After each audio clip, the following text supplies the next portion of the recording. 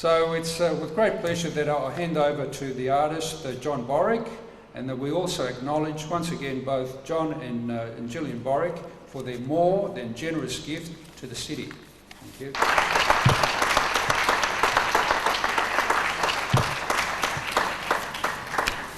Thanks, Frank, for the kind words. Once again, it gives Gillian and myself great pleasure to accept the Council's benevolence in putting on this exhibition, and to thank everyone concerned with the preparations and installations. Particular thanks must go to Sarah, without whose dedication to the task, much could not have been accomplished. Okay, now John and Gillian, thanks for coming today. And why did you donate these 40 works to the city of Whittlesea? I thought, in view of the interest, you know, and the fact that I've recorded this place over 40 years, it would be a good thing if some of these paintings could be kept together in a collection. And I'd had many of the works in drawers across the years. A painter doesn't always necessarily finish the picture the day he starts. Some go across 2 or 3 years and even longer. And when I pulled out quite a lot of old work that I hadn't seen for some time, I was rather amazed at the record that these things actually showed of the changing scene in the Plenty Valley. So the work shows, hopefully, the development of some of my early work right up to the present day. Perhaps it might be fitting to just say a word or two about watercolour painting in general. These days, it's pretty old-fashioned as far as critical acclaim goes. Landscape painting is not the in thing, you see. It's considered to be a little too romantic and a little bit 19th century. But of course, if you paint, you've got to express the things that you feel very deeply about. And in my particular instance, I have had a long love affair with the Plenty Valley. All my lifetime, I have known something about this district, and I've had the good fortune to live here for the last 40 years. Now, painting in watercolour requires a particular temperament. It requires the need to work very quickly and the need to work spontaneously with a plan in mind, because you have to work, basically speaking, while the medium is wet. Unlike oil painting, which you can put aside for weeks and then come back and work on it, watercolour demands almost, in the initial stages anyway, a direct commitment. John, the works in the Bequest span 40 years of your career. Can you highlight some of the works which represent landmarks in the development of your style? Some paintings showed changes of stylistic tendencies, and I think every painter goes through a period where his work changes gradually. Not that one deliberately sets out to change, but the thing evolves gradually. And by doing this and selecting these works in such a way, there was a coherent sequence running through the works, which not only showed the interest of the landscape in the Plenty Valley, but also, more importantly, I think, showed my changing attitude to painting across the years. Up till about 1961, most of my work was fairly traditional. But in 1961, I had the good fortune to go up to Alice Springs, and this particular painting, which is not of the Plenty Valley, is included in the collection because it shows a starting point in my work that I have been developing ever since. When I got to Central Australia, the thing that absolutely fascinated me was the brightness of the light and the high-keyed colour of the landscape compared to the Victorian landscape, which is atmospheric and much softer. If you're working in watercolour, one of the basic requirements is to paint with as much white paper as possible. And in this particular instance, you can see a deliberate attempt to use the white of the paper as the highest key in the picture. The reason for that being that a watercolourist, if he's working in the pure sense of the medium, doesn't use white. He relies on the white of the paper because the actual colours are transparent, and by overlapping one colour across another, you get a sense of volume and a sense of space, and you also get transitional tones of colour, which in this case work to bring out the form of the actual landscape features. By using cool colours on the edge of the form, the sort of shapes or the forms themselves move away into space, and by using the warm colours, you find that the sort of space in the picture comes forward, the cooler colours recede, and so forth. Well, of course, one couldn't stick with that particular method of working forever because it was somewhat derivative anyway, and it was exploring the features that Cézanne had pioneered. Cézanne was the great French artist, and I was working in another mode at the same time to try and counteract this particular approach. Alan McCulloch and Alan Warren, the art critic in The Sun and the Herald, and Arnold Shaw in The Age gave these paintings an incredible write-up.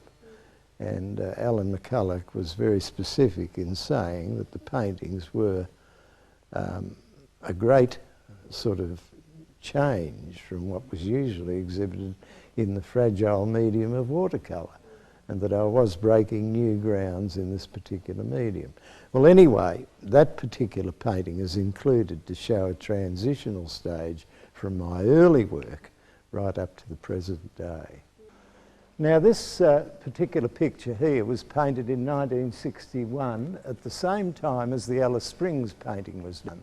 But the approach is entirely different, because in this particular instance, what I have done is manipulate the wetness of the medium into a sort of coherent whole which expresses the feeling of the landscape on a very stormy day. It's a very soft sort of painting compared to the one that was done in Alice Springs. And by mixing the colours on wet paper and painting the things very quickly, it was actually painted in the rain. You can see little spots in the sky where the rain actually got on the painting. I thought that gave it some real authenticity, you know, just like John Constable. But it had a softness and a directness about it. Of course, when you're working that way, you've got to do it very, very sort of quickly, and you make mistakes, but somehow the mistakes accidentally, or the accidents that you sort of occasionally fall into, work to advantage in the paper, and finally give a sort of feeling to the painting that gives it an authenticity. This painting here, which was a bit later, also embraces some of that and some of the sort of styles that you saw in the Alice Springs painting in there. It's a combination of working with wet colours as well as dry colours, and by overlapping certain sort of planes of colour, one gets a feeling of recession and depth in the painting, you see. Now, while we're here, we might as well have a look at this little painting, and there's quite a big time span between that and this particular painting here. This again is a painting that is executed on the spot on a summer afternoon, and I suppose it's about 2 or 3 hours work. When I work outside directly from the motif, I rarely touch the work when I bring it inside. It's usually sort of pretty well complete. Occasionally you can sort of do a few things to it. But if you're working in watercolour, of course, you've got to be very, very careful because it betrays a certain sort of feeling of the painting being overworked, you see. In this particular painting, all I've tried to do really is express the feeling of the afternoon, a sunlit afternoon with a certain sort of feeling of atmosphere in the distance. The verticals in the painting give a feeling of sort of depth, and the horizontals sort of explain the breadth of the panorama. Really, when you're painting, you know, you've got to have an idea. It's no good just coming up with something like cows coming home against the sunset. It's all very lovely, but a painting's got to be about something more.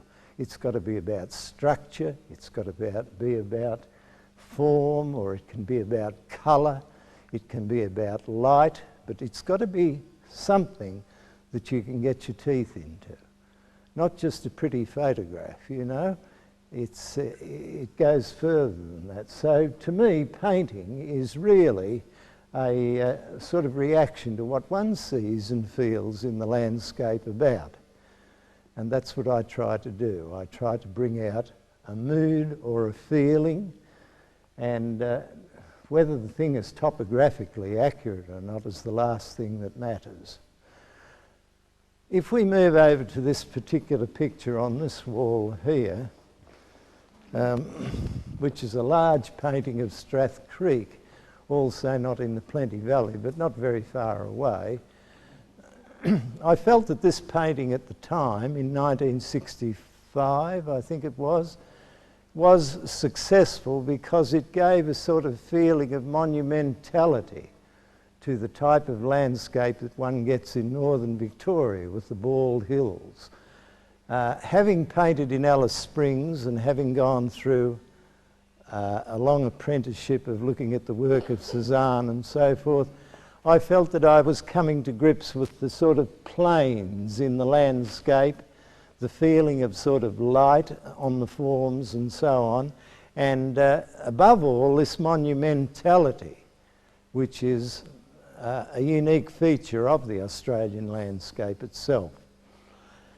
Now, down here we have some paintings along the wall which again are fairly direct impressions, and when one goes out to paint these old buildings and so forth, you do it for a sort of, I don't know, it's a type of therapy really. What an artist does outside is quite often very different to what he does in the studio, because when you bring the work into the studio, you tend to forget quite often about what you've done outside. It's still in your subconscious and you can draw on it. But while you're outside looking at something, you try to perceive the thing as accurately as possible, and you're acquainting yourself with the landscape, you see.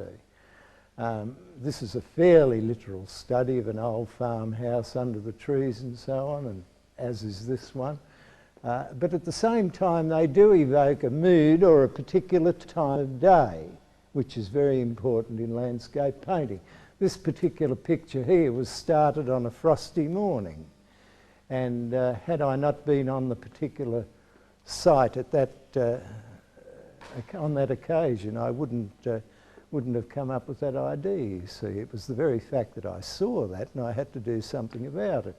The massing of the dark trees with the light behind, the shadow on the building, and the sort of sparkling ground with its frosty sort of grass and so forth, all made,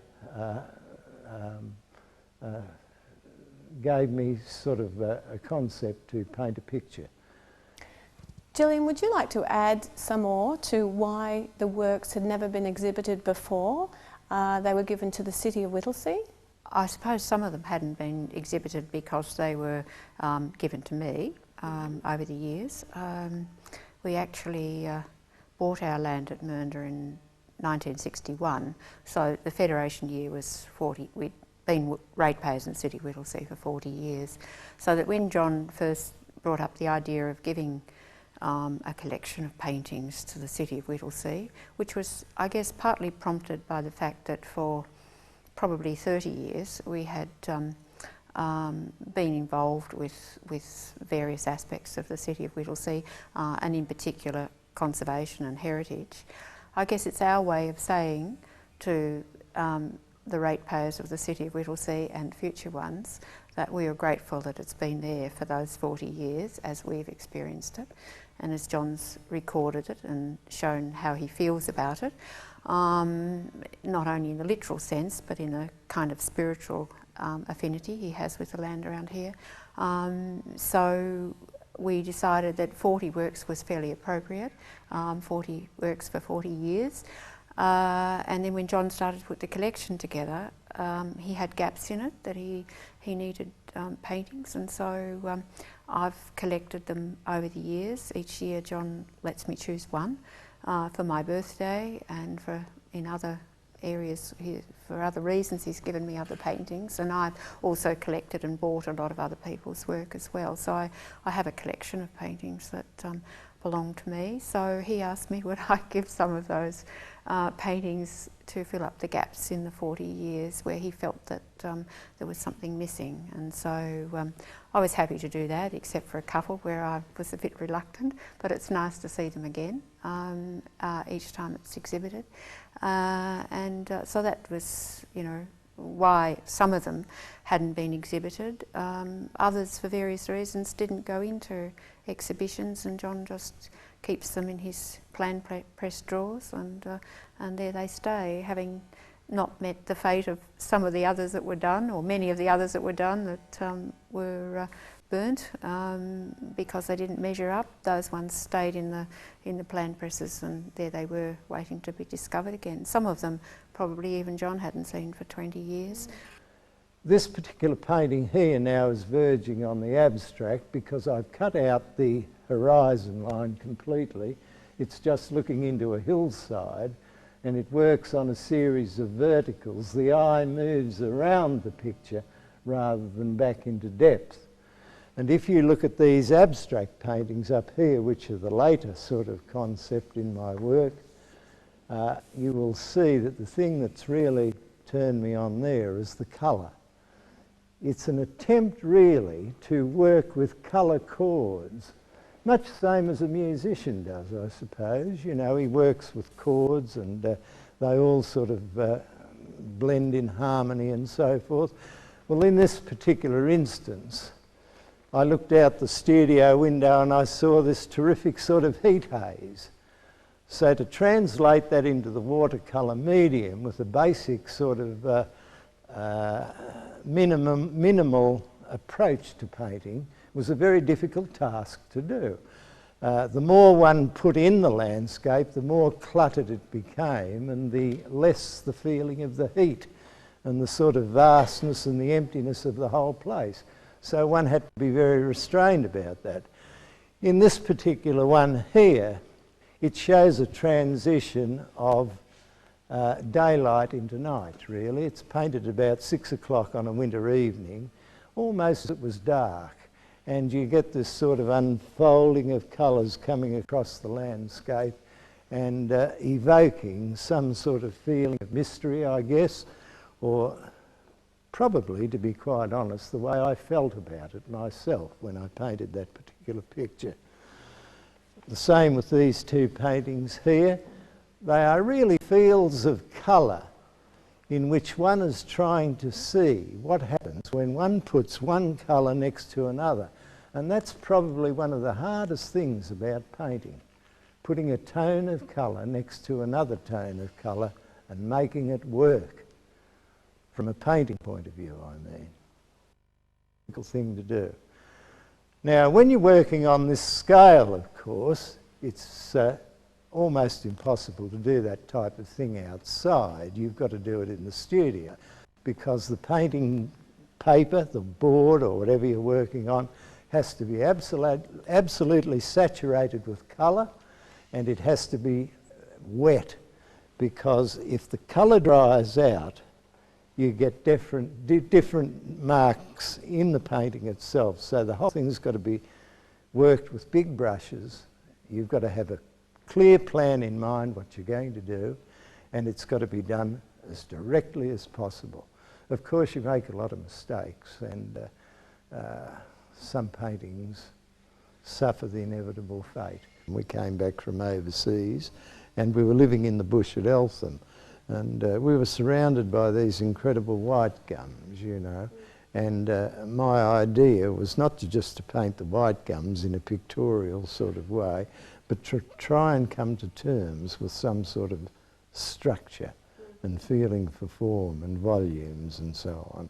So I did a whole series of paintings around that particular area, and another lot out at Kangaroo Grounds, which is not very far from Eltham, but both encompassed a similar sort of concept in a new way of looking at the Australian landscape.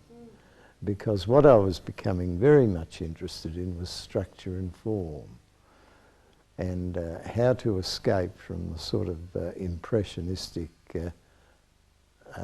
prettiness, really, you could say, of normal landscape painting. Yes. For some time I'd been painting a lot of panoramic sort of things. Panoramas have a great place in my work because it's one aspect of the landscape that really inspires me. And I'd done several trips abroad in the 70s, 80s and 90s, and I'd seen quite a lot of contemporary painting abroad and so forth, and I liked some of it. Others I was a little sort of diffident about, but you know, one keeps an open mind, or tries to, and I think every influence an artist sort of imbibes, or everything that he looks at, somehow has a subconscious influence on his work anyway, if he's sympathetic to it in any degree. And those paintings were really a result of simplification. It was an attempt, again, to break further with the landscape and to see it in terms of large sort of areas of colour, and try and get the effect of the and the feel of the landscape, the mood of the landscape, by using various sort of colour chords. For instance, there's one there that works with purples and pinks and bright reds, you see, but all those colours are very sort of carefully related to one another, and to give a feeling of a vast plain in the late evening, that type of thing, you see. If anyone would like to ask any questions, please do. I would. There's a figure in one of your paintings over in the corner. Yes. Tell us the story about that figure. That's an extraordinary sort of occasion. That was a little farm not very far from here at Mernda, and I actually did a bit of trespassing that day. I couldn't resist going in and having a look at the other side of this building, and I'd been painting for about half an hour, and this lady came down with a horsewhip. She was quite violent, you know, and she said, "Well, you've been here for half an hour, you mustn't be much good." She said, "What do you mean coming in painting here?" She said, "You're prying into other people's property, looking what I'm doing." I said, "Well, I painted your place from the road, and I thought it'd be a better view here." Anyway, I managed to stay for another 3/4 of an hour, and I took the painting home and finished it. Well, I thought I'd include her in the painting, just as a but it's a very minor notation. It's a strange business that, having painted all over the world, I think, you know, and right across Australia for 40 years, 45 years, I've only been accosted twice. Yes, I would say that when one goes out to paint, particularly I'm thinking of the small building pictures in the exhibition, they are done essentially in on-the-spot paintings, and they're done very directly and very quickly out of doors. And now the whole reason for doing that is, apart from the fact of going out and enjoying the experience of sitting in the sun, one is studying what is actually there. It's like making a drawing, really, you know. It's fairly literal in one sense, but in another sense it isn't. Because when you bring it into the studio, it's sort of indelibly etched into your mind, and you can draw on that reference and do what you like with it in the studio. Whereas if you're actually out on the site painting literally from the motif, you've got to be reasonably faithful to it. There's no point in going out, and you're learning something about it, you see. Well, that's what it's like with tones of colour, you know, particularly transparent tones of colour. They're sort of retaining their own individuality, and yet if you've got a blue that's overlapping a yellow, you get a green and so forth. So it's a sort of symphonic thing, you know, that's the way I feel about it anyway. But of course I didn't pioneer that idea. That was Cézanne and Turner did it in the 19th century. But it's a wonderful sort of concept about painting, really. And people don't always realise the power of individual colours unifying into one massive sort of symphonic chord, you know, so to speak, which is quite different from this type of approach here. And yet, if you look very carefully, there is a transition of subtle different tones of colour going on through the painting. But the approach is quite different because it's a wet painting, whereas the other is a dry painting. And you can sort of overlap. You've got to wait for one colour to dry. That was the big thing about Central Australia. The colour dried so quickly, I had to find a way of working. I couldn't work the way I did in Mernda because it was just drying out, you know. I mean, it was 40 degrees up there. But it dried so quickly that if you put a blue down, you could almost put a yellow across it instantaneously and so on. And you could build up with these dry washes. So the climate, in a sense, dictated the actual approach to the painting. The studio works are quite different than the more literal ones of the buildings and so on. They're just records, and I guess John's popped many of those buildings into other paintings in other places anyway, because that's what artists do. It's like they move trees around and put a couple more into one of the Mernda pub and that kind of stuff. So I think, you know, people need to know, if people are not familiar with the way artists work, well then they perhaps think that that's necessarily quite literal, some of the stuff, but it isn't. It's, as John says, it's the artist's interpretation and that kind of affinity they have with a particular landscape, which they're very familiar with, so that it becomes more spiritual because you see it under so many different aspects, whether it's the seasons, winter, summer, times of the day, the different lights and all of that kind of stuff, that it just seeps into your psyche, I guess. It's a very devastating thing for an artist to watch his landscape disappearing before his eyes. Yeah. It's a very harrowing experience indeed, and whilst at the same time I would hope that the paintings are considered as having their own merit as paintings first.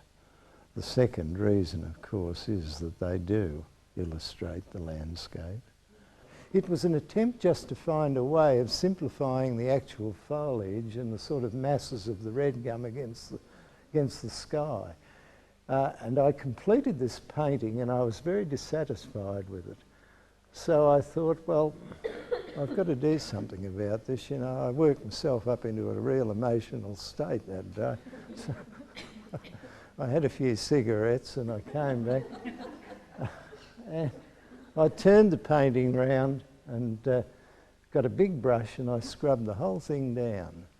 And what I was left with was actually this colour here on the board. And I didn't look at the landscape, I just turned my back on it and I painted with a big round brush intuitively what I was sort of thinking the painting should have been like, you know. Which goes to prove that sometimes if you show a little bit of intuition, you know, you often come up with something that can surprise you. You know, when you've been working for a lifetime, the technique really isn't important. The more you can forget the technique, the better, you know, it sort of happens. A lot of people put a lot of time in and a lot of what's the word, a lot of attention to technique, but technique's only a way of doing things, and for a painter, you know, the end result is the important thing. How he does it is his own business, really, and I mean, you get to heaven whatever way you can. You know, you've been wrapped over the fingers many times for actually saying you're a watercolourist when in fact they don't believe you are, because you're not obeying the rules, and painting is not about obeying rules, it's about expressing yourself, surely.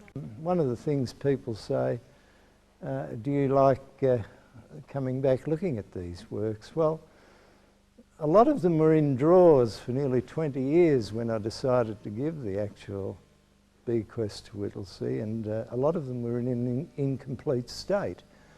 And when I pulled them out and looked at them, I was rather amazed that they hung together so well, and that they sort of flowed one from the other. So I didn't really have a great difficulty in choosing them. I had to finish one or two, but not sort of deliberately. Clean it up would be a better word, you know. It's a continual business of going out, renewing oneself with the landscape, the change of weather, the different sort of things that one sees in nature and so forth. And when one comes into the studio to work on larger works and so forth, you usually put the small sketches aside, and the subconscious, I suppose, in a sense takes over, having sort of studied the work outside and so forth, and you can do what you like with it inside.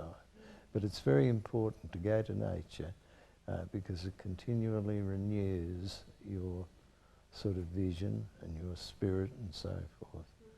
I find that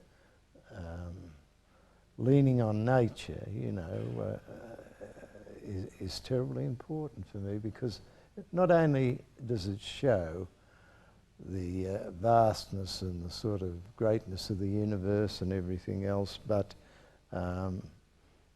it's stronger than oneself, you see, and I think every artist needs something to lean on. I guess, you know, when you come in and see them all together, it's a bit of a reward, really, because you're looking at, I guess you look at your paintings something like you look at children, you know. They're part of you, and each painting has a specific meaning, really. It was done on a particular day. It's like a diary entry, you know, and it encompasses some sort of period of your life that you can dwell back on.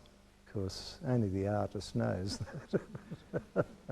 I'm very grateful that they've got a home, and that the paintings, as I said, are kept together. That's very important for a painter, that some small body of his work at least is kept together. And particularly as the paintings all relate to one another into this area, I would hope that from time to time, whenever it suits the council, they're made available so that the people can actually see them, you know, in the district. I sometimes take a furtive pleasure in recalling Oscar Wilde, who said, "The trouble with being too modern is that one becomes old-fashioned so quickly." I shall leave you with those thoughts. Thank you very much.